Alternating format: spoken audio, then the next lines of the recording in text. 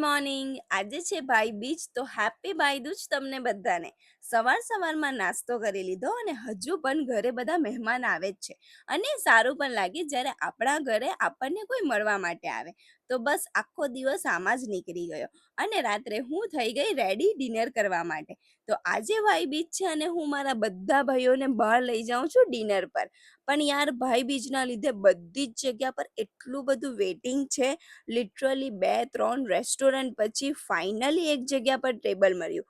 પણ 1.5 કલાક વેઇટ કરવો પડ્યો.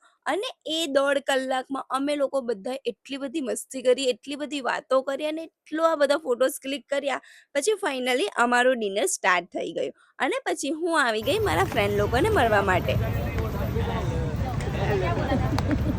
हेलो मैंने क्या अबे हाय तो दीपाली